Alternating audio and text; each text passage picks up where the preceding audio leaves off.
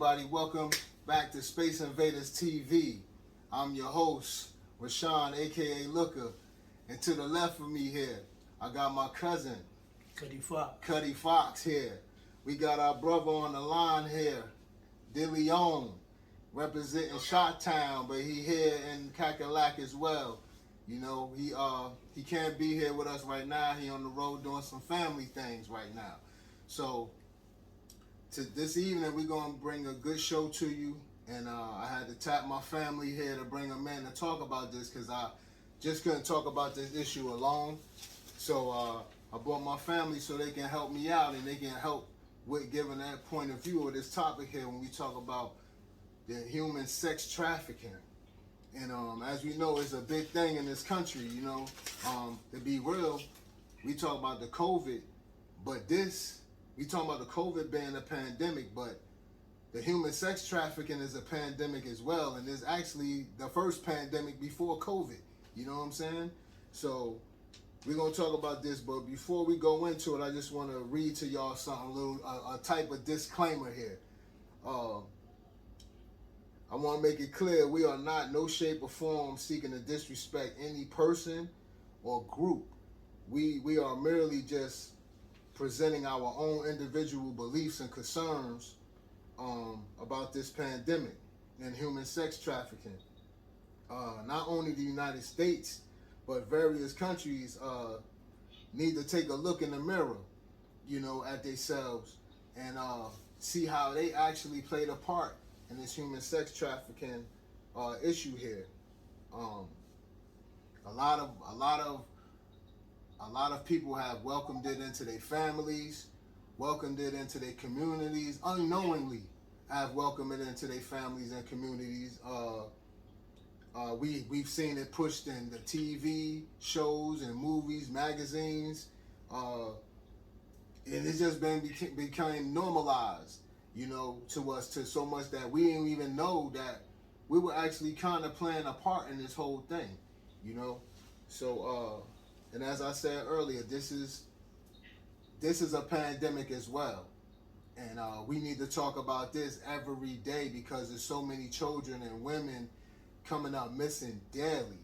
They say at least about every 2 to 5 minutes a child is missing between the age of 14 and I believe 14 and 16 years old, you know, and then it goes up to the older adults, and it's more females getting missing than males, you know. So this is a serious topic here. We wish we could have had some women to sit in and talk with us to get their point of view on how they feeling, but we couldn't. So we men, and we have women in our families, our mothers have one, our grandmothers and stuff like that, sisters, so we can speak from a man point of view and how we really feel about it. So without further ado, we're just gonna get started here. So we're gonna go around the circle here. First I'm gonna start with Cutty Fox, and then we're gonna go with Deleone, and we all gonna answer these questions that I got for us.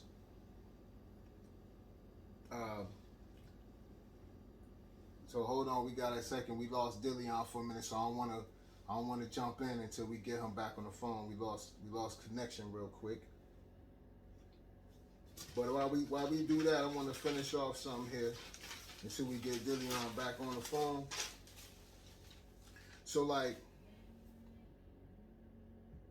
if right now, after I said what I said about everything, and you're saying, well, that was a different time, you know, when we talk about our families kind of played a role in, like, some of our families, we might have unbeknownst, like, down the line, our ancestors, when we had our grandparents, may have, like, not forced, but kind of coached and talked into dating someone older than them, you know, which may have turned out to be our great-grandfather or whatever. And it was normalized to the point where it was like they seek a better life, to live a life that they weren't living, and to have more in life. They say, oh, well, you could go over here and date such and such here. He got a great job. He's got this going on. You can have a great family. And then you do those things, and then later on, it doesn't work out because maybe the grandfather was probably 10 years older. He could have been 25, and your grandmother could have been like 16. And then she have children. And then that's kind of like, when you look at it, that's almost a form of like human sex trafficking. Unbeknownst to us. You know, unbeknownst to us, it was just normalizing what's going on in this country, going on back to the slavery time. And then you got other countries, and then you got it even when you looked at like, when you look at Europe years ago, you know, these type of things, you watch it in movies. You know, they show you these things in movies. This is not just, and you see the tabloids, they talk about someone dating, it could be a male dating a younger girl, and nobody never seems to no eyebrows are raised about it at all. So if right now you're saying, well, oh, that was a different time. If you're saying that, then you're part of the problem. So without no further ado, we're just gonna go in, and I'm gonna start with Cutty Fox, and then we're gonna go around and we all gonna answer this question. So Cutty, do you have daughters, and how old is your daughters? Yeah, I have 2 daughters. One is 4. And I have a 21-year-old. All right. What about you, Deleone? Yo, same thing. I got 2 daughters. One is 10 and the other is 11. All right. And I actually have a daughter myself too. She's 10 and soon to be 11. So Cutty, well, I'm gonna start with you, Deleone, on this next question. Give us a little background on your father and mother relationship, like, and your upbringing. Give us a brief breakdown on that. So that one, see, mine is a little complicated. Let me see. My Make sure y'all upbringing can hear. growing up. See, my upbringing, can you hear me? Yeah. We just turning the volume, making sure. So, my upbringing growing up, I grew up raised by my dad. You know, he wasn't my biological dad, but still my dad nonetheless. Mm-hmm. He was about 2 years younger than my mom's, but not unknown to me, I found out later on down the line that my biological dad was actually 10 years older than my mom. Okay. So, she was about 16, 17, somewhere around there. Right. And he was in his 20s, then in his 30s. Okay. About 27, you know, going into 30. Okay. And I didn't know about that until later on, but when I did find out about it, you know, I was told that it was the norm. Right. And she wasn't the only one. I had aunties that, you know, they had men that were older than them and more well off. Mm-hmm. And, you know, I found out later on that you know, that's part of the culture. Right. You know? Right. That's normalized to them. It even goes as far back as if you go to Puerto Rico or go to Mexico, it's the same thing over there. Right. They marry girls as young as 10 years old. Right. You know, as soon as they hit, you know, mm-hmm. after cycle, they're married. You know, like they consider adults. They're marriage material, and I'm like, that's normal to them. But it got me wondering, like, why is that normal? So, you know, growing up, I always looked at that, and for me, it didn't affect me in a way where, you know, I needed to, like, be with somebody that's younger. I always saw that as taboo, you know, even though that's what all I seen around me, you know what I'm saying? You got the chicks that was, like, in school, they was always trying to go for the older guy. Mm-hmm. And for me, it was like I was never trying to go with the younger chicks. I wanted to get with the older women, you know? Right. So that's why it's a little kind. And it could have, for me, that could be because I was raised by my dad, who was only 2 years difference from my mom. If I had been raised by my biological dad, then I would probably, not knowing, be acting the same way. Be looking at it like it's normal. Right. So I'm gonna stop you right there. So you said, so I want to be clear so the audience can understand. So you was like, your dad was 10 years older than your mom, your biological pops. Yeah. Okay. And you said your mom's was how old then? Then your mom's was how old and your pops was how old? So my mom's was about maybe like 16 when they was dating. Wow. He was 26. Wow. Wow. Okay, so I then. see the picture when she's 16. She don't look like no grown woman. She look like a little girl. Right. Okay. So then you said, but how old was you when your step pops came in? You said because he came in, he was 2 years older than your mom's. Right. So my biological dad, I never known him.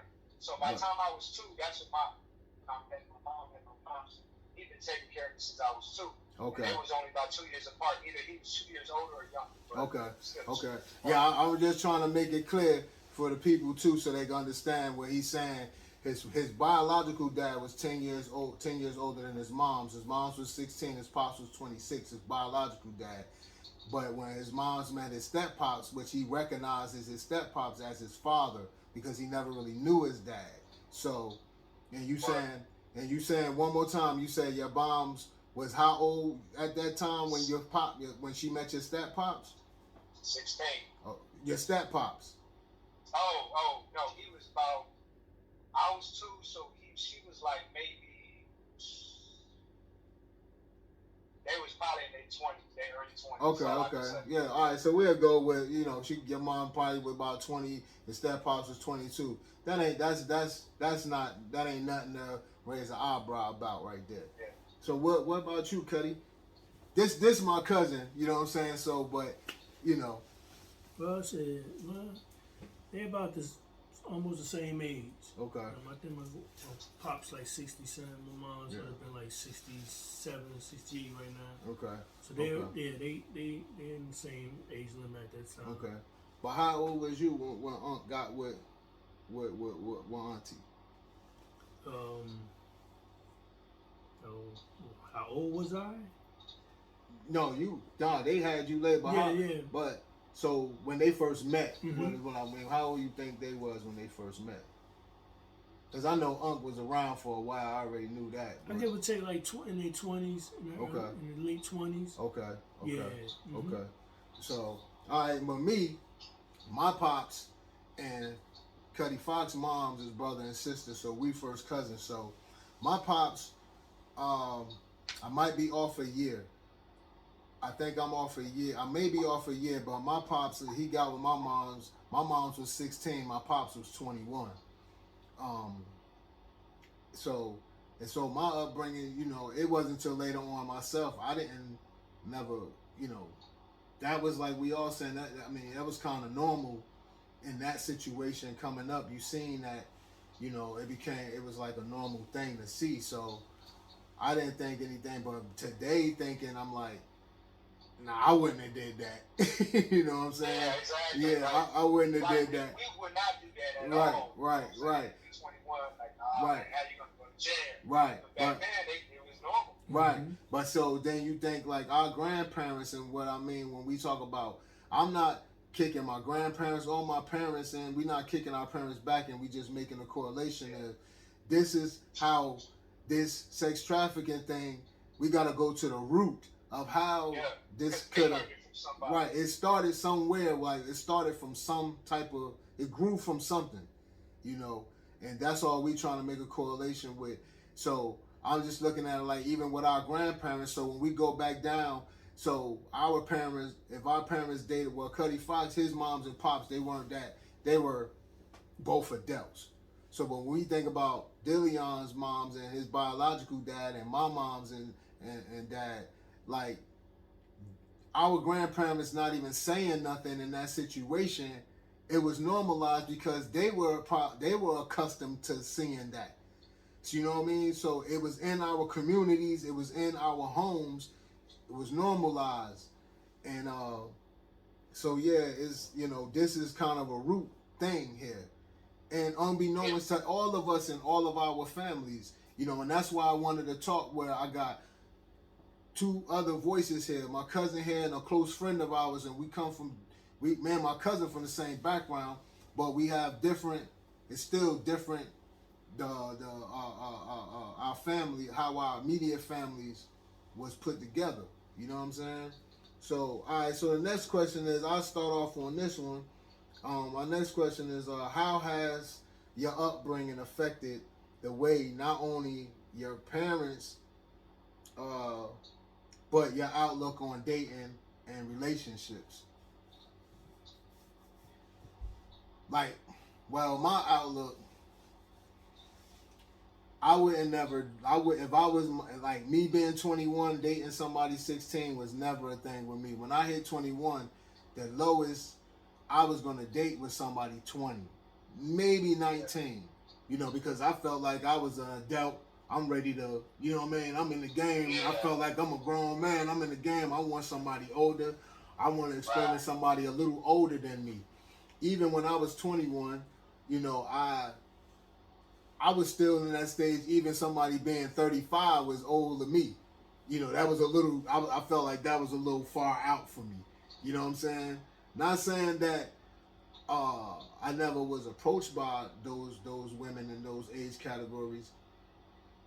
And I might have dated or dealt with one or two. Again, it was normalized, so I didn't see nothing wrong. But I still, like, naturally, I didn't feel, you know, 25, me being 21, dating a girl 25, I was cool with that. Like, I still felt like, yeah, I got me an older woman. I got me an older chick. You know what I'm saying? So I was good. Right. I was cool there. I ain't need to go any further than that. So I think, like, my coming up, and once I hit 21 and then knew the dynamics with my moms and my pops, how that came about, like the age my moms was and my pops, I was just like, yo, pops was wilding. You know what I'm saying? I was like, yo, he wilding, like, you know, but that's my dad. I ain't gonna look at him, but I still like, damn, pops was wilding. You know what I mean? So I think that's how it affected me to know, like, I wouldn't do that. You know what I'm saying? So, what about you, Cutty? For me, on the basis about the being 21, yeah, I wouldn't date nobody younger than 20. Okay. If I was 21. Right. And it's in the circumstances of that, because maturity. Mm-hmm. And then when you figure you get somebody younger, you got to teach them things. Right. So my thing was the point, like you say, try to get to the same age bracket. Right. Or a little bit older. The lady have to be a little bit older than I am. Right. We We didn't know then. We were still learning, but we wanted compatibility. We not knowing that, but that's what we wanted, so we wouldn't go below. We had a cutoff. I couldn't teach nobody nothing that I already know. They didn't know. Right. So what about you, Deleone? I'm gonna answer that question so you can hear me again. So the question was, how has your upbringing affected the way not only your parents, but the outlook on dating and relationships? For me, it's been like, okay, growing up, knowing that my mom and dad are just 2 years apart. Mm-hmm. Your stepdad. I'm trying to make that clear so they won't be confused. Right. All right. Anytime if I say dad, that's my stepdad. If Okay. I say biological, you know what it is. Right. So, you know, growing up with them and knowing that they're 2 years apart, for me it was like normal for me. You know, when I was a youngin', it was normal for me to like date somebody that's within my age, you know, about a year or two difference. Because I was like, okay, my mom and dad are 2 years apart, so it's okay if I date somebody that's 2 years younger or 2 years older. That's cool. I could do that. Right. Now later on down the line, as I got older and I found out, you know, that my biological pops was 10 years older than my mom, and she was about 16, 17. He was about 26, 27. Okay. I'm like, whoa. For me, I was like, that, you know, that's too young, I feel like. You know what I'm saying? Like, I wouldn't do nothing like that. I wouldn't be 20-something, 25, dating no 16-year-old. That's taboo. It feels wrong. It don't feel right. Right. Now, granted, when I learned about that, I always kept myself in check as I got older. Like, so when I got older, when I turned about 18, I made sure that I only date somebody that's 18 or older. I wouldn't even go date somebody that's 17 if I'm 18, because I figured I'm an adult at that point. That's how they see me. I can't go date a 6 and 7-year-old. Even that feels taboo to me. So it was always like that for me. Right, I always kept my conscience in check because learning that my mom and dad 2 years apart, then my biological pops, he's 10 years older. Damn, you know? Right, so right. After I turned about 21, for me it was like 20 was my cutoff. Okay. And as I got 25, I was like, okay, 21 is my cutoff. That's right. the lowest. Right. Maybe like, 35, like 30 is my cutoff going up. Right. As soon as I hit 30, for me it was like 25 is my cut. So as I got older, I kept myself in check. Like, okay, this is the lowest I'm willing to go. Right. As far as meeting a woman and whatever, Because Mm-hmm. even now, like my wife, when I met her, Mm-hmm. she was 26. Okay. And I'm 7 years older than her. Right. But I felt like, okay, well, I'm 33 Mm-hmm. at that time, and she's 26. Right. I'm like 32, 33, and she's 26. Right. But it was more about her being 26 and being mature. Right. Like she's a woman. Right. She's a ain't woman. No little girl. Right. She's a woman. She done finished college. Right. She Right. got her own place. She got her own job, her own car. She independent. Don't need nobody. Don't need no man. Right. So I'm like, okay, cool. So she's beyond her years. And not only that, y'all not that far apart where y'all relatable. Y'all can talk about things. Y'all understand. Y'all from the same era. Y'all from the same generation. So right. Now, here's the thing about that. It's all about how you look at it as the perspective. Because had I met her earlier, right. Had I met her when she was 18, 19, 20, I wouldn't have dated her. Right. It would have been a problem for me. Right. Even if she was feeling me, I would have been like, nah, you're too young. I can't, you know what I'm saying? I can't do that. This is my morals. You're too young for me. I can't do it. That's how I would have felt. Right. So when I met her, it was at the perfect time. She's 26. I'm like, okay, we could do this. Right. You could. But had I met her earlier than that, I'd have been like, nah. Because we talk about it sometimes like, man, good thing I didn't meet you when you were younger because I'd have been like, yo, we can't do this. Right. This can't happen. Right. Because I know myself, I would have been like, nah, I can't do that. Right. And so pretty much we can sum that up right there, that question. We can really sum it up to even say like, even when we were younger, in our early 20s, we still had morals. You know what I'm saying? We had morals to know like we just ain't doing that. We not going low like that. Even though if you 21 and respectfully, if you dated a girl that's 18, that's fine. I don't see nothing wrong with that. I ain't knocking that because, but again, it goes back to even like what you said about, and we all pretty much said the same thing about maturity. So that's not, but if you're 21 and you're dealing with a woman 16 and 15, even 17, you out of bounds, man. That's not the move right there. Yeah, that's not right there. That's a little off, man. And if in our communities, if our elders were checking that, and not allowing that in the households, which it is still a lot of families out there, and families even, it's families out there that just don't stand on that period. They ain't letting, like, if it's a young girl and she got brothers and uncles, even her father, you're not coming into their house if their daughter's 15 years old and you're 22, 21, 20, you're not. I know I'm not letting them. You ain't coming in my. That's not happening. And I know all of us that's not happening. You know what I'm saying? But moving on to the next question here, right? I'm gonna start off with you on this one, Cutty. Now, when we talk about human sex trafficking, what comes to mind? The first thing, and how does it make you feel when you think about human sex trafficking? First thing comes to mind is kidnap. Okay. Then comes to the point of the unwanted from the girl. Like, I didn't want this to happen to me. Right. So it was a scary feeling for a woman, or I'm not even saying a woman, a little girl. Right. Like, if she gets snatched from her mother or father, it's gonna tear her up. So it scares me to think of someone that's going through it and I got my own 2 daughters or my cousins or whatever. So I'm thinking to the point like it's not a good feeling, and like I said, it's kidnapped and unwillingly to go with someone to do what they want. But then there's more to it. They make them do the things that they thought they'd never do. Okay. When you say that, what you mean? When you say the things that make them like they never do, like you mean the kid? It could be the kid or the girl. Like say for instance, like I say, like the first thing it got to be a kidnap. Right.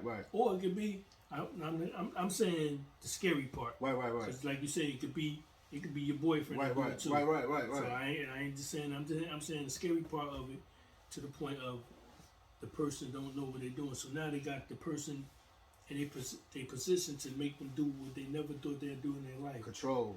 All right, you gotta go with this guy or do. And in other words, you know, that's the scary part about it. That I would never want to think about mine. Right. I wouldn't know what to do. Right. You know what I mean? Like, Right. So that's the scariest part, to take away. Yeah. Take away, because you never know that day or a longer month how long they're gonna live or if they're gonna. Right. You see what I'm saying? So that's the scariest part. Right. I'm gonna ask that question to you, Deleone. I'm gonna ask it again, so make sure that you got it. Now, when we talk about human sex trafficking, what comes to mind? The first thing that comes to mind, and how does it make you feel? When I hear that, first thing that comes to mind, 2 things actually come to mind. First thing that comes to mind is what went wrong in the home. Where did the parents go wrong? Because I feel like that's where it starts. Okay. You know what I'm saying? Like, how did it go that far gone to the point to where this child, because it's mostly children, it's mostly girls. Where did it go so wrong? What went wrong in the home to where, whether it's a single family home or a 2-family home, what went so bad? You know, like I'm upset at the parents a little bit. We parents ourselves, so it's like, where did they go wrong to where it went that far gone to where the child found herself in a situation, whether it be like Cutty said, whether it was forced or they was coerced up into it, or they was tricked, or lied to, or whatever. Right. In some cases they kidnapped, but in other cases they got fear in them. Like somebody scares them, put so much fear in them and threaten them that they scared to tell anybody. They don't even want to tell the police, family member, nobody, because they're scared. Right. So it's like, what went wrong in the home to even like, have it that far gone for the child to be lost like that, Right. Because that's where it starts, in the home. Right. And then the way it makes me feel, it makes me feel sick, man. Right. Because it makes me feel sick because it's like, how can you be a grown ass man? I don't know if you can cuss on this. Yeah, you good. You good. How can you be a grown man and even wanting to do something like that? Exactly. To a child. Exactly.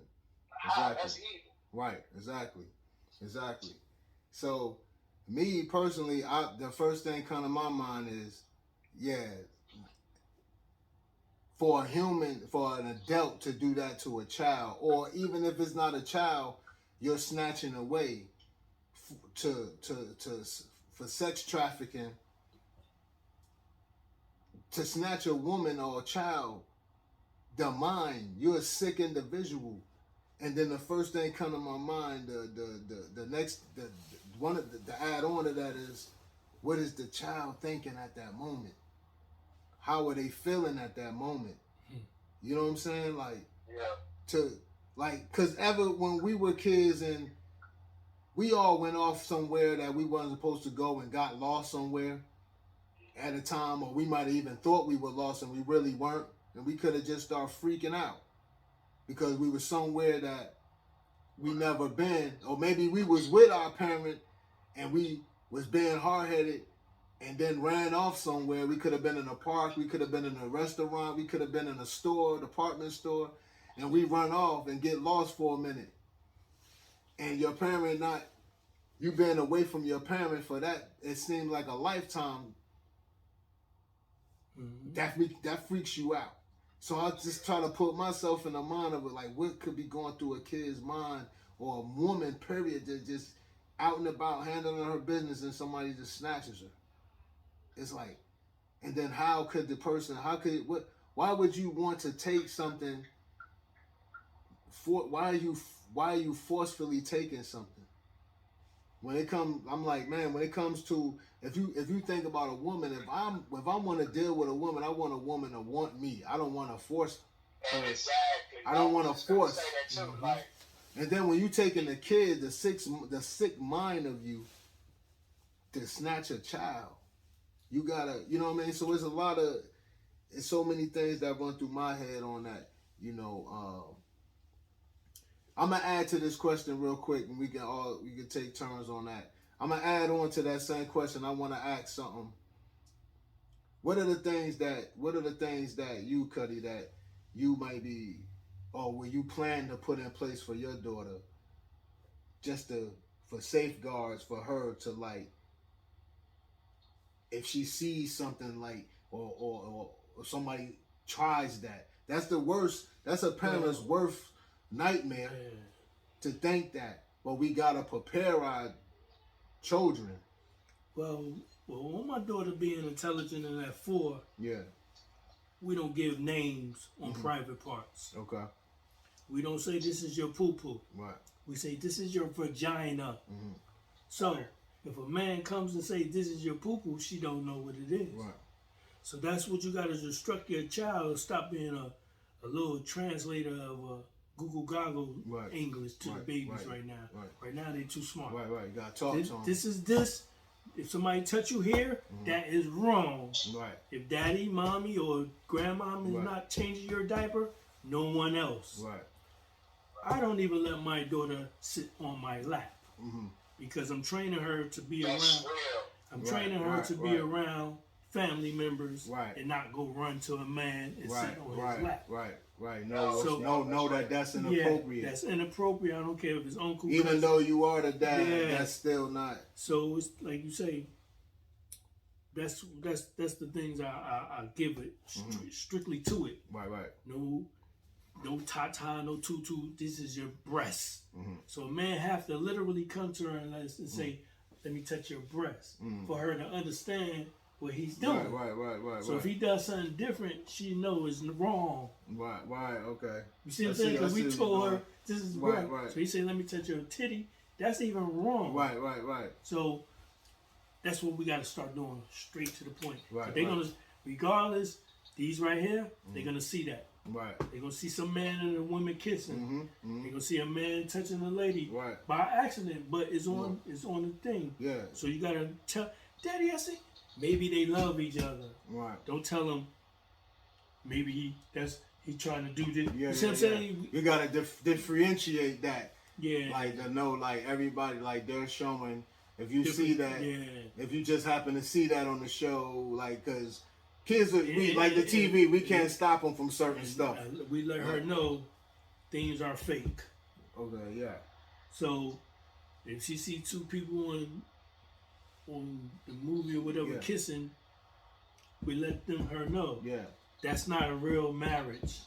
Because that meaning she could grow up and be in school and not know and kiss a boy. Okay. You see what I'm saying? Yeah. So now, it's fake. See, this is why we doing this here, because we getting different perspectives of how we are. See, I never thought about showing that or doing that right there. Yeah, see, this is why we doing it, to show different perspectives on how you are raising and the things that we're doing in our households. Yeah, that's a good one. So we just straight point, because we not saying that I missed it with my other kids. Right. My boys or my girls. It's just to the point now, as it's so grouped right now in these years, and as I got a little one, I gotta be straightforward. Right. And everything now, when we think about the media and everything, everything is so straightforward. Let me touch your boo-boo. Right. So no, it's not your, that's what we told you it is. Right. So no man cannot say that it's different. Right. And if it feels good, it's gonna feel different because Daddy gave it to you in the mean order. I ain't give it to you like, this is your vagina. Yeah. This is your firm. Yes. Firm. Stern. Yeah. So that's the point. Yeah, we just gotta get hard with our kids. Still be their friend, but be hard. What about you, D? How what are the things? Because Deleone has 2 daughters, so you know, how are you training, or what's the how are you going about it in your household about training your daughters on certain things? And so I've always told them, and it kind of like echoes what Cutty been saying. I've always told them, like, look, this is basically like, she knows what it's called too. This is this and this is that. Right. And don't nobody need to be touched here or there. Right. Or don't nobody need to be touched, period, in an uncomfortable way. Don't nobody need to be up in your space. Right. Right. You know what I'm saying? Unless it's like one of your peers. Right. And if a boy touches you inappropriate and it's one of your peers, let us know. You know what I'm saying? You let somebody know. If it's an adult, right, whether it be man or woman, it don't matter. Family or not family. Right. They shouldn't be all in your space touching you in no inappropriate way. And we let it know, like we'll let it know what is inappropriate. Right. Pretty much anything where even when they caress you, because in the workplace, that's sexual harassment. Right. Today, ain't none of that. Yeah. Like, nah, and it's inappropriate. Right. You know what I'm saying? You can't even make any. If you in a workplace in the wrong and a higher up here, you say anything that may sound remotely close to sexual. That's sexual harassment. Companies don't want that. That's a lawsuit. That's making them look bad as a company. They don't want that. Right. So what I'm thinking in my head, I'm like, okay, let me apply that. Let me do what they doing there. Let me apply that to, you know what I'm saying? Me and my wife, we talked about it. Let us apply that to our child and teach her that, but apply it in like a kid kind of way, and then, you know, put it in a way where she can digest it and she understands and knows basically what they saying is, don't nobody need to be up in my space bubble, or no adult man or no adult woman, family friend, it don't matter. Right. Needs to be really touching me in any inappropriate way. Right. Point blank, period. You know? Period. And then what Cutty was saying, I'm glad he said that, because that's something, with the whole lap thing, sitting on the lap thing, that's something that I never even thought of until I met my wife, and she put me on that, you know? Right. And I was like, yo, like, her family told her that, and I ain't, like, nobody in my family never said or talked anything like that. Right. And I'm like, yo, that's deep. I never thought about that. Right. And we tell her, like, yo, I don't let her sit on my lap at all. Period. Right. I even tell her, like, you don't need to be that close to me either, because that's for my wife to be that close to me. Right. You know what I'm saying? Right. Even though I'm her father, she gotta know, like, she don't need to be, you know, around, you know, men like that, because then people, you know, they perceive that as, you know, what they perceive it as. Right. So it's like, you don't want her growing up being young and just, you know, comfortable around any old man. Right. Sitting on their lap, you know? Right. Yeah. I mean, I make sure with my daughter, I keep an open communication with her to come talk to me about anything, even if she don't talk to me, she'll talk to my wife. You know what I'm saying? And she don't gotta come to me all the time, but I make it known, like, hey, you don't have to be fearful to come tell me anything. I always ask, even since she started school, from the first going to pre-K, when she started to start talking and understanding, how was your day? How did your day go? What did you do today?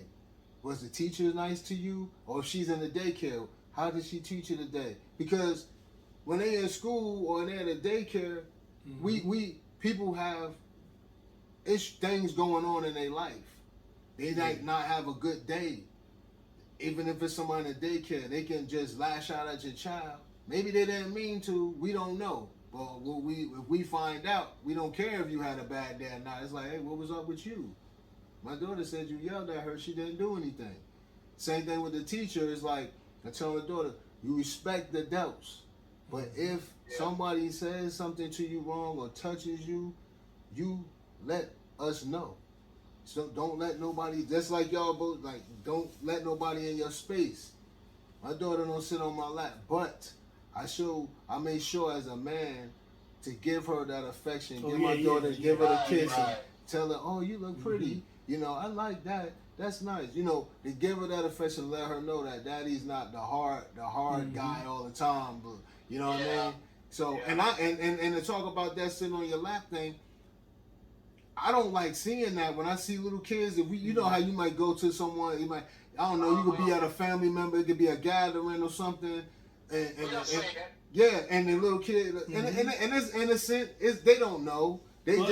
But it's not. Remember, it's not right. We are men. Right. No matter how you put it. Right. No daughter. If it ain't your wife, nobody can sit on your lap. Nah, that don't even look right. I don't even this like is what that. I do. If my daughter comes to me straightforward in the middle of my legs, I pick her up, throw her to the side. Right. So now she knows to stay to the side. And that's teaching her don't do that. Yeah, but I don't tell her that. Right. But that's still the mind is saying exactly. And then as she get 10 to 12, she ain't gonna come. She ain't gonna do that. Walk around and sit on the side of me. Right. So it's all about. I'm gonna peep something else. Even as adults, even women that we may know as family members or non-family members, and they could be women that we know, and they're not even got to be friends. They could just be associates from work or whatever. The proper thing when you see women that has respect, if it's a man, like even if it's their good friend, they don't hug them straightforward. They hug them on the side. Exactly. You know what I'm saying? Like, they don't even, a woman that got, like, respect more is like, she's not even gonna, if it's not her man or her husband or anything, she's not hugging a man straight up. She's gonna hug a man from the side. You know what I mean? Because it's just, that's a more intimate thing, straight up. Or she might give that Sunday church hug where she's kind of far. Yeah. Put her hand, like, from a distance, right. Do the little pat.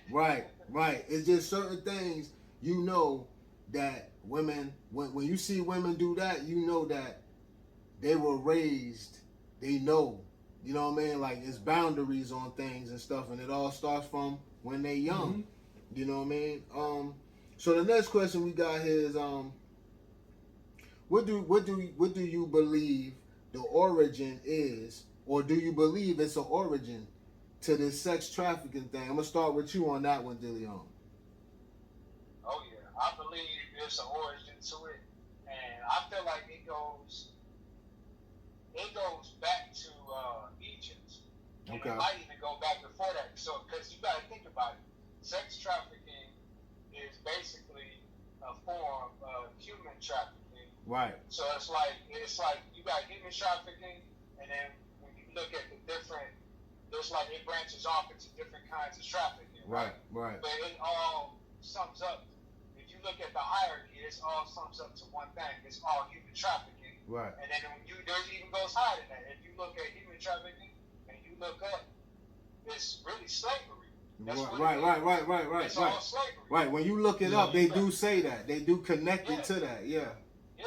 It's slavery. That's what it is. And the root of it, the root is slavery. And you go down from that, and you got human trafficking, and you got sexual human trafficking. You know? Right. But I feel like it starts back in, like Egypt, because I feel like they was doing that. Right. You know? Right. And before that, and as far as recorded history goes, other societies they weren't doing that. They weren't they didn't have slaves. Right. The Egyptians did, and I feel like that's the pharaohs. They probably had some children up in there dancing with them. They had multiple wives. They had multiple wives and mistresses. You know. And they got them young. Right. Yeah. What Deleone was saying is, it's a split part. It's the human and it's the sex. Like remember we was talking earlier. Right. The sex trafficking can be easily detained as my girlfriend getting in the cab coming to my house. That's sex trafficking. Human trafficking is kidnapping. So now, like when we now I'm gonna stop you right there for a minute. Break it down so they can understand what you're saying. When you said, what's your belief on, like, break that down when you said when your girlfriend's getting in the cab. Sex trafficking is containing any individual that's gonna have sex. That's not bad. Like, it's not illegal. That's like my girlfriend catching a cab or mutual agreement. Yes, driving her car to my house. Mm-hmm. That's sex trafficking. That's good. Human sex trafficking is a whole totally different thing. See, I didn't even know that. Okay, see? Now you're getting kidnapped because you're not with the person that you're supposed to be with. They're selling you. Yes, now you're getting sex trafficking by getting money from this person or however by force. Goes. I don't it's even by know force. By force. So that's why when people say sex trafficking, it wasn't big until they started selling them. Mm-hmm. So when it became a big thing, because get it right, people, prostitutes are sex traffickers. Okay, and I'm gonna stop Cutty right there, right? So I'm gonna stop him right there for a minute. I'm gonna expound on that real quick. So when Cutty just said sex trafficking, now this could go different ways because when we think about places, when you want to just to make an example, you had like the Playboy Mansion. Now, it's been said, there's been documentaries on it.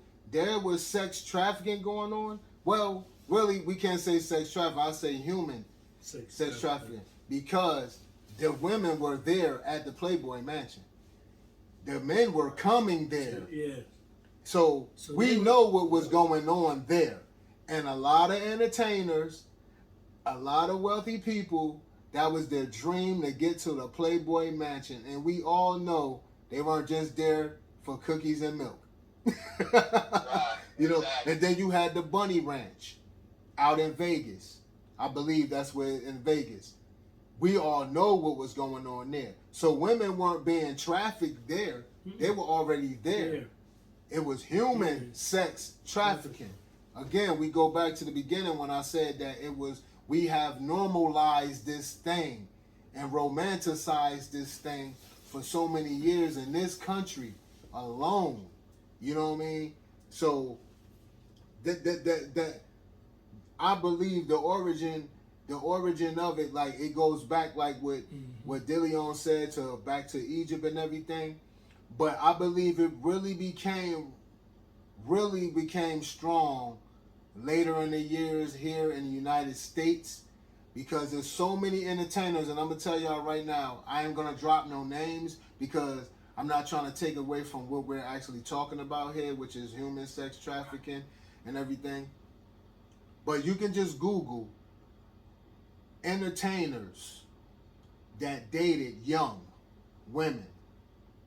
And we can go back and see like how this thing became, like what made these entertainers, and I'm not going to put the names out there, there's some beloved entertainers that people just worship. You will be surprised if you just Google entertainers who dated young. We already know it's not no fluke. We already know about Elvis situation. That's one situation with what everybody knew about that, and people consistently and still to this day listen to his music. You know, and then you think about somebody like R. Kelly, where his life is playing out right now in the courtrooms. This all started from somewhere. What made them comfortable? But this man is not what they thinking. Right. You gotta remember what you just said. Right. They were there. Right. He had to go on tour. Right. Yeah, they could have left. Right. But they go back to this too. Even with his situation, that was sex trafficking, but they were young minors. Yeah. Exactly. So what made him comfortable with doing that? So that is a pedophile. Right. That's not. Okay, great. Stay right there. This is what I wanted. Stay right there. Different. Stay right there. No, it ain't. Stay right there. Now, that is the origin of this human sex trafficking. Because, Kiko, think about this. Think about this, Deleone. What made him comfortable thinking that was okay? Because what we just set up. No, because he got away with it the first time. Okay. But, no, not only that. What made him comfortable from the start? What made any Harvey Weinstein, Jeffrey Epstein, What made them think it was, because he was human sex trafficking Jeffrey Epstein. That's called an addiction. Okay, but where did that addict? What made? Okay, stay right there again. When we get addicted, okay, they probably don't want to tell their deep story. That's why we right here right now. They got a deeper story than what the but see, something happened to them somewhere. That's what I'm talking. That's why we here. But that's why we here right now, just going back and just breaking down some things. Because we gotta identify this is what they haven't been doing. They've been romanticizing with the R. Kelly documentary. You know what I mean? They romanticizing it. They playing with it. They not really going in and saying, where did this come from? They asking the question, but they really ain't presenting the real answer. Yeah, true. And it's like we giving like where we believe this come from. There's a lot of levels to pedophilia. It's all about. Okay, so check it out. When Deleone just said his pops was 10 years older than his mom, his pops was 26, his biological was 26, his mom was 16. My pops was 21, my mom's was 16. He could have been 20. I might be off a year, but still. What made I love my pops or whatever, but what made them comfortable to think that was okay?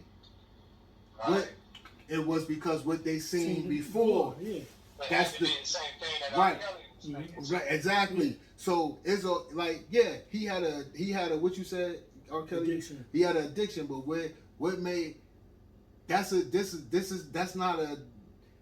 what made him okay live in that addiction? This is what it was. He had addiction with a whole lot of money, right? All right. So, but listen. So when he could have had that before the money though, Kiko. No. I'm saying as we see. Right. Yeah, like I said, he probably got touched. He probably whatever. Right. And that's what they saying that had happened. We don't know that part, but what we see, he had money, power, and whatever, and still had the addiction. Right. Okay, so he, like I'm reading the book now. Right. So as the addiction goes, he got away with it. And ain't nobody say nothing. Right. So he tried it again. So now he tried to get more than what he had. He tried to get 5, 6. Right. I think he was.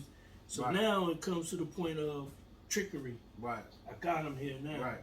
But now I'm being mean to him. But no, let me stop you there though. Yeah, so but we got to remember what they're talking about with his situation now. On this time when he got caught up, their families are involved, so there was like a human sex trafficking thing because they really the parents played a part. But check this out: the parents ain't come out until he got locked up. The parents is getting dough. Right, but it's still human sex trafficking. Now money is being whatever is being exchanged. So that's why the parents supposed to be locked up too. Exactly. So this goes back now because I'm giving you right. Yeah. So if I'm giving you $50 for Karen, right, I get Karen right through you. Right. I didn't know Karen. Right. But so this goes back to what though? But this goes back to what we all been building up right now, is that this has become normalized, and it started from the origin. Yeah. The origin was. And God bless.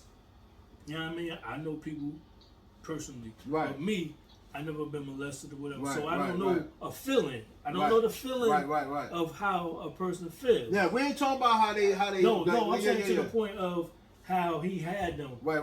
And if they was getting molested, they could have said something to the parents when the parents knew. Right. You see what I'm saying? Right. So, it like you were saying, it starts at the dot. Yeah. It's a root. It's a root. And we are like a tree grows from a seed, and so. You gotta put yourself in that perspective. Right. We coming off with.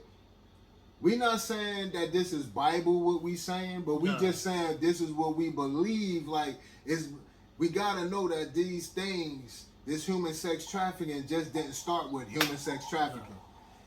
What made these people right, and what made these people feel comfortable with normalizing this thing?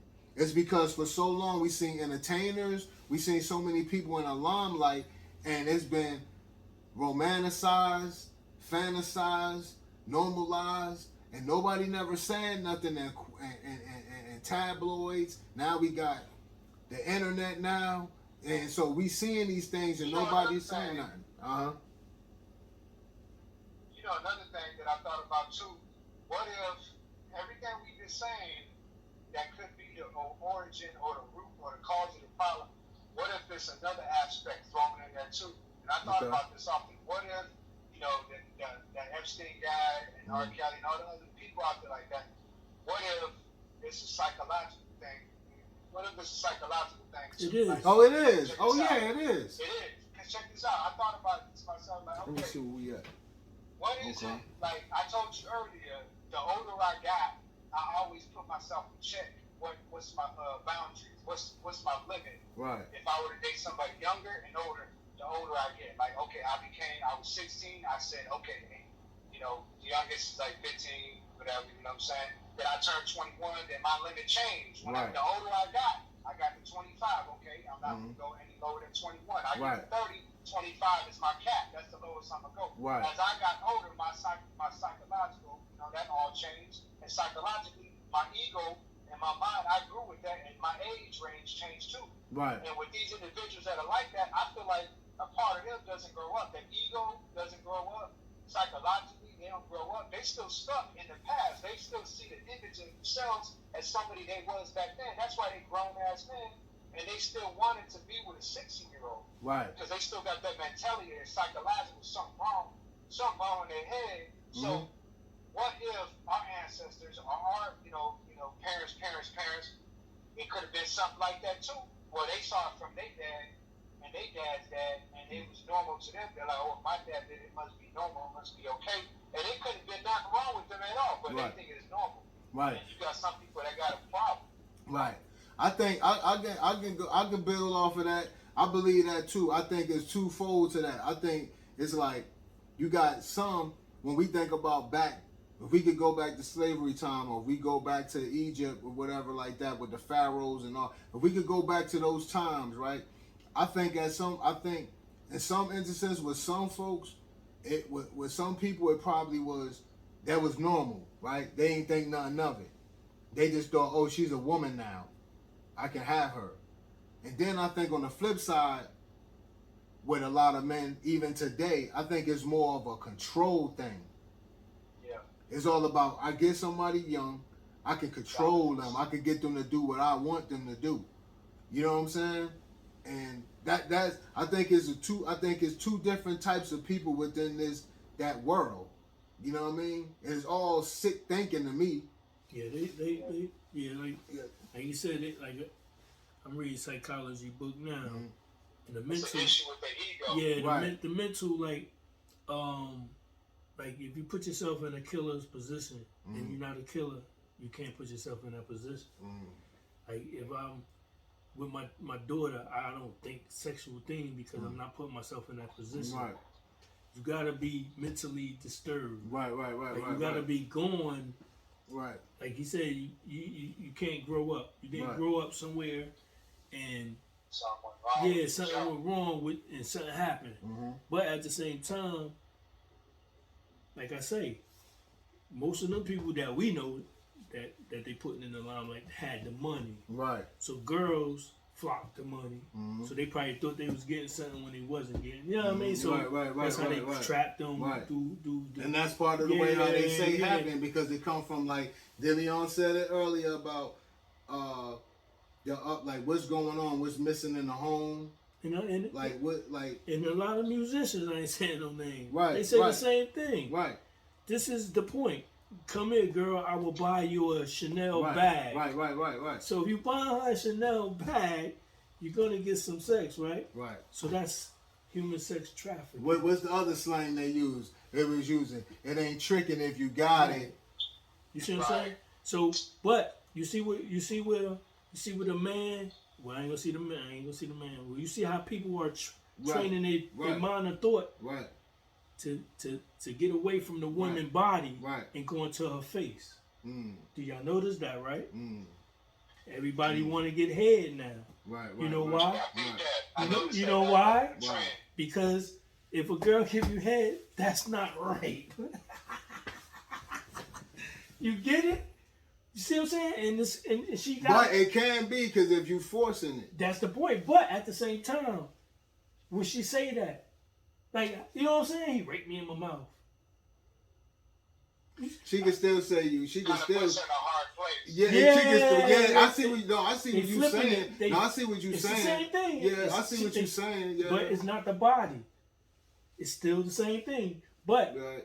That's why the man putting it out there to portray it in case he get caught. In case something I happens, he got an alibi. Yeah. No, I see what you're saying, but you know about law. And now it's the way it was presented. Now if he forced her and like you gonna do this, and she said she feared her life. That's why she did it. Right. Now, you know what I mean. Now is because it's all about it's unwanted. Was it wanted or unwanted? But the reason why I was saying it about that part because the body tells a lot. So if the man does something to the body, they know. No, I see what you. I know. I see what you're saying. They always. I'm hearing too much of that. Right. Like where y'all going? Why y'all stop? Right. Why y'all stop holding the lady now? Right. You know what I'm saying? Right. What's going on? So it's a lot of things they strand away. Like I say about Let's throw Bill Cosby up in the mix. Right. So Bill did something 100 years ago. Let's say that much. So they got him, but they didn't get everybody else how they got him. Right. Because it goes back to we glorify what we want, and we. But then he go to jail from say so. There was no evidence. You see what I'm saying? It was a lot of stuff, but like I'm saying, he did that was wrong if he did that. But I'm just saying about the human sex trafficking thing, man. Like Deleone said, and you said it's the pharaohs. You gotta remember Chinese was doing it too. Yeah. So when the Americans go over places, that's how it started with the Vietnam Wars and the soldiers. They go on places and they getting from people that's in these little the Playboy houses or whatever. That was like you say, that was back in the day. And going back to the 50s, so when the 40s when they called the women mistresses, they were cabaret. That was romanticized because you see that play out in movies. Do you think some of the men because a lot of the men that's in the military is locked up for that? I ain't know that. Yeah. So do you think them going overseas and doing that struck in their mind and then they wind up coming home and just being a rapist or something? That's possible. All things is possible because look, if you dangle a carrot in front of a rabbit, you know what I'm saying? So if you for years and years, we going back and we talking about what we may believe and what we deem as could be the origin of this. When you go back and we think about it, what we're saying is like these people have seen something that made them comfortable with going to this level, and now this thing has become a pandemic because human sex trafficking is a pandemic. It's going on around the globe. Yeah, they getting money. It's money. Now it's money involved. Yeah, and then another level of sex trafficking, right? Another thing that's been going on that's been like unspoken is these arranged marriages. So when you got people marrying people for money to get into the country and things of that nature, that's a form of human sex trafficking. Because we got to think about it. It don't just because it say sex, it don't mean sex got to be involved. It's just human sex trafficking. It could be a male or a female. You know what I'm saying? Being trafficked into the country. You know what I'm saying? So it don't really have to be per se sex going on, but it's money being exchanged for humans. For years, they were finding women in tractor trailers by the loads coming in on containers from Asia. Yeah, they just caught some containers from Ohio. Yeah. With this human sex trafficking was going on, was moving heavy back in the 80s, But once again, we talk about pandemic. That should be talked about every day in the media, every day. The way they talked about COVID. They won't do it in the media because the White House people doing it. Right. They not. Nobody wanted. They not. You got 6 of them about to go to jail right now as we speak. Yeah. You see what I'm saying? Yeah. So that goes to show we can't even trust people that's telling us to do things. Right. And they're doing the things. You see what I'm saying? So it's like back to the thing. How you feel? It's scary, yo. Yeah. Like that's scary. Yeah, like y'all doing it, and it's scary. Yeah. So I'm gonna go with this one right here. We got 2 more. This the 7th one. We got another question after this. So do y'all believe that we can stop this, or how can we combat? How do you think we can combat this human sex trafficking? How can this nation or the world, but we could just start with where we at right now in the United States. How do you think that we can stop, this country can stop that? Me, I was, you know, them, it's kind of funny, but you know them little rope chains, the save a life things. Right. I was trying to find something, I'm developing something, and I'm thinking to my daughter, like, how can I do it? So, it's a watch. Right. I was thinking about building a watch. I don't care how old you is, get this particular watch. And the watch will be a GPS because they will take your phone. Right. You see what I'm saying? Right. Whoever got you, they're going to take your phone. Things of that nature, try to come up with a concept of an app because right now, they snatching them faster than we talk. Right now, somebody got it got to be somewhere they could be available to help themselves. Right. Because you know, after they take the phone, maybe they take the watch, put it on their belt, something they can press. Something they can press, or you know what I mean? And that's smart, man. it could detect them. Because some type of hair bow or something like that. Exactly, that will be the manifest. Something like with a woman, a grown woman, like I don't know, maybe the same thing. Yeah. A barrette, something and for boys, it could be something. It could be a ring. It could be something because right now, it's gonna get worse. And you know how it's getting worse because our kids ain't in school much. You got all these fake guys want to be drug dealers and want to be ahead of something. So they trying to figure ways to get the money. So you gotta find a way to help the people that they trying to. Yeah, just try to come up with something. What you feel? What you think? How you think that we can combat it, Deleone? Well, I feel like the best way. First, I want to say before I answer that, I wish I could say it's something we can stop. But if I do, I feel like I'd be lying because I feel like saying that we can stop it is like saying we can stop all murdering in the world or people, you know what I'm saying? People fighting or because it's. I mean, we live in a fallen world. So it's like that's not something that we can stop because it's been going on for so long. It's like one of those things like murder or fighting or people stealing or whatever. You know what I'm saying? It's part of the human condition, unfortunately. You know what I'm saying? It's what it is, and it's fucked up. But there's always going to be evil people out there or sick people or whatever. You know what I'm saying? But I feel like and with enough education and educating people and calling it out and putting it on blast and putting the spotlight in the dark places, you know what I'm saying, where it needs to be put, I feel like with enough doing that, word of mouth, I feel like we can. How they say crime has gotten lower in this side of the town or in this city, crime has, got lower by 50% because A, B, and C. You know what I'm saying? Right. You know, they putting things on blast. So I feel like what Cutty said, if we come up with like ideas, and if we inspire people enough to where somebody might be like, you know what, this is an issue. Let me come up with this adventure, and let me come up with this, or let me do this.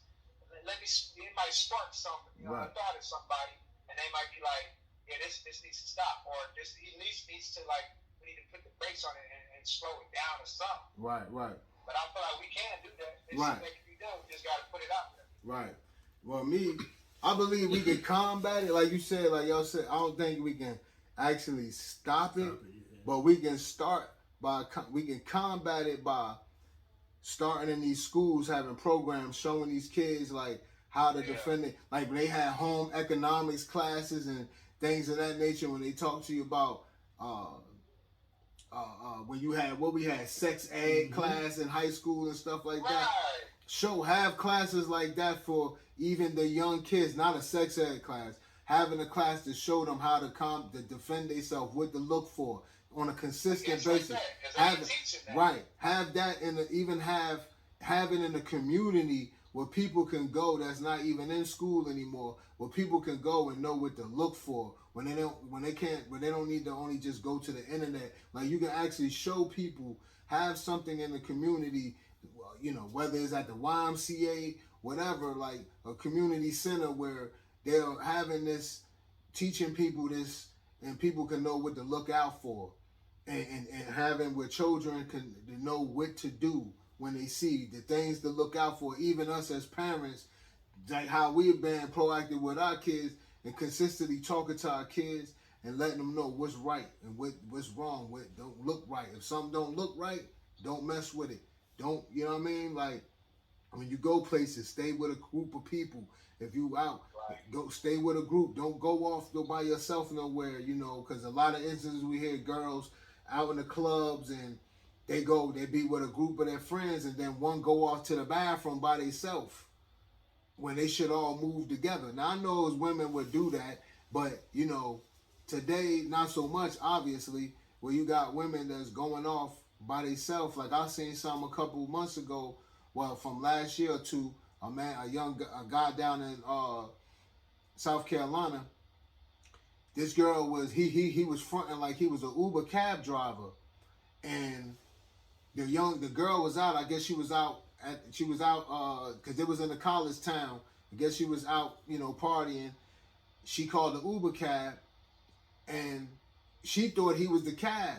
He wasn't. He was actually scoping out, and he peeped her, just looking like she was alone. Yep. He pulled up and acted like he was the Uber cab. She just jumped in. He drove her, took her, locked the doors, and killed the girl out in the country in South Carolina, man. Like, remember that story. Yeah, so it's like you stay in the pack continuously to teach your children and kids to stay in a group. If you go out with somebody, stay with them. Don't be out at certain times. Don't be out at certain times of the night. Like, you need to get back in it if you can before it gets too dark. Get back in the house before the lights come on the street. Like back in the day, how it used to be. You know what I'm saying? Like, you know, and I feel like they warned us as kids. They made this song to preach them out at night. Right. And talking about the freaks. And not only that, remember back in the day, I don't know if you remember this, back in the day when we was coming up, they used to have it on the news, used to come on like, it's 10 o'clock. Do you know where your children are? That was national. That used to come on the TV like, it's 10 o'clock. Do you know where your children are? Like, you know what I mean? Like, it was making you like, hey man, get your tail up, man. Your kids ain't in the house. Like, you need to go check on them. Like, now the kids are in the house on the phone. Right. And so then that's the other thing. You got to worry about social media, what they doing on there, combating that. So and that's like you say, like my just not to jump off the subject, but my daughter, she know a curse word, and she pulled up one of the things and it said MF, and she started crying. Wow. Like she knew it was. Yeah, so that's because we taught her. Right. We just gotta instill it, because we're not gonna be here long. Right. We're not gonna be here long enough to see our kids be how old we are, whatever God bless we do. But at the same time, while we here, man, we gotta be hard. Right. Like, even with my sons, I be hard with them, because you never know. Right. All right. So. We about to close it out right now. So before we close it out, man, which one of y'all want to go first? If y'all got any closing remarks or feelings concerning this human sex trafficking, and what y'all might want to say to the viewers, yourselves, you know, what we need to do. I feel like something I learned about having daughters is, as a man, I've learned that for all the fathers out there whether it's a boy or girl, really at this point it don't matter because you know some young boys it happens to them too. But what you want to do is you want to visualize and picture how do you want them to grow up and treat the opposite sex. Like if you got a boy, how do you want them to grow up and treat a woman? Right. If you got, you know what I'm saying, if you got a girl, how do you want them to grow up and you know, how do you want them to carry themselves as a woman and be treated by men? Right. You know what I'm saying? And I feel like we got to educate them as much as we can, put them up on game so that they know, you know, if like Cutty was saying, you know, go in a group. Right. Let them know, like, you know, this is inappropriate, that's inappropriate, stuff like that. Like, let them know, you know what I'm saying? Because if you don't have conversations, and they're not easy conversations, they're hard ones. Right. But if you don't have conversations, and if you don't teach them how they should be treated, how they supposed to be treated, what's inappropriate, what's okay, what's not okay. Right. You know, if you don't teach them things, they ain't never gonna know. They ain't gonna know and it. If you also, you gotta live it too. So it's like if you ain't treating the moms like that, but you telling them, you know what I'm saying, this and that, this is how you're supposed to be treated. But you know, you going back, like you gotta follow up with what you teach them too. You know what I'm saying? So like a lot of us growing up, a lot of us used to say, like my parents used to be like, do as I what's that saying? Do as I say, not as I do. Right. You know, I feel like that's ass backward. Right. I ain't never told my parents that. Right. But I'm like, okay, but I see you doing this and that. Right. And I'm like looking up to you. Right. But you don't want me to do as you do, but I want to do as you do because I see you having a good time, so I want to do that too. Right, like it's like you messed up the whole. It's like they messed up the whole saying. It's supposed to be lead by example. You telling me to do as I say, not as I, you know. Not as I do. You know what I'm saying? So it's like I'm like, bro, that don't make any sense. So it's like we can't. I feel like nowadays it's so much information. Right. And they smart. Right. But it's like we gotta, you know, we can't go by that no more. Like we gotta change the game ourselves. And we gotta like let these kids know, like, yo, I gotta lead by example. I gotta do, you know what I'm saying, do whatever it is I'm teaching. I got whatever I'm preaching, I gotta practice what I preach. Right. You know what I'm saying? Right. And I gotta educate them as much as I can because we're not gonna always be there. And they gotta know how to be treated, how they supposed to be treated and respected, but they also gotta know how they're supposed to treat and respect others as well. Right. You know what I'm saying? Right. What you got? You got anything for him, Kigo? Yeah, just be stern and kind at the same time with your kids. Like, be cool with them, but right now, these days, we gotta be stern and right on point. Like, this is it. Don't hide, no more hiding because we got hit and stuff, and we had to learn our outcome. So as we know stuff now, we can teach them about time. They get older, they understand what we was talking about. Right. But at the same time, be stern with them and be truthful. And if somebody going through something, start talking to somebody. Right. Like that hiding the feeling stuff, all it's going to do is as you grow up, you're going to do the same thing the person did to you. Right. So that's one thing, you just got to break that cycle. But sometimes, like I said, I'm not the one because I don't know how hard it is and I've never been through it. But like I just say, people, be stern with each other and be truthful with each other. Word. Yeah, the same thing. I think have standards, morals, ethics. If you know that something is not right, just piggybacking off of what my family just said right here, what we all be talking about. I'm just expounding on it. Like, if we know that something doesn't look right within our family, say something. If you know that you see somebody in your family dating somebody that may be a little, and you know that's not them and they're not built for that. They're not, you got a niece or something and it's dealing with a guy that's older and you know she's not built for that. Even if you have a nephew and he may be dating a woman 10 years older than him and you know he's not prepared and ready to deal with that. He don't know. Talk to them. Let them know. Do they understand what they getting into? This might not be what you ready for. Stand in tune with our children. We gotta stay in tune with them. We gotta, like we gotta talk to them. We gotta let them know what's right and wrong. We gotta let them know it's okay to come talk to the parents, because sometimes we always kids, so sometimes we can look at our parents and feel like we can't tell them certain things. Keep an open door with your children.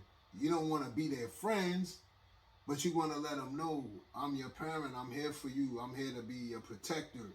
So we're supposed to protect our children, you know, as much as we can. We got to give them, we got to let them go and experience life, but we got to still protect them from harm. You know, we got to protect them from harm. So we got to step up on all levels and train up our kids, man, not just to take care of us when we get old, so they can take care of themselves out here, because it's not getting easy. It's getting rough out here. Every generation, economically, now it seems like it's going back to what it was in the Great Depression, you know? So we got to train our children up.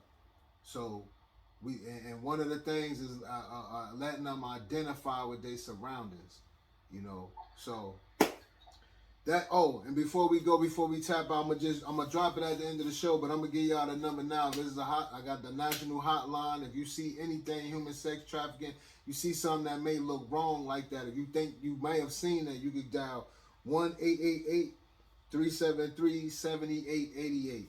1-888-373-7888. That's the national, that's the human trafficking hotline. You know, they also have a website, humantraffickinghotline.org.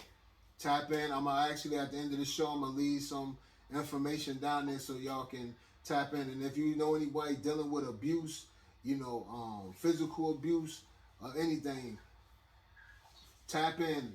Google different organizations in your city and state so you'll know what organizations are there to help you. And they got 24-hour hotlines. I know this for sure all around the country for abuse that people may be dealing with, you know. So, yeah, that's it. And I thank y'all for tapping in. We got my cousin here, Cutty Fox here. We had our brother on the line, Deleone. And you know me, I'm Rashawn, a.k.a. Looker, and this Space Invaders TV. Stay tuned. We got a lot more things coming. And you're going to get some things from my brother Deleone. We working on some things, and we all collectively going to be working on some things to bring y'all more shows like this collectively, you know. So that's our time. Peace and blessings to all y'all. Good night. This Space Invaders TV. Peace.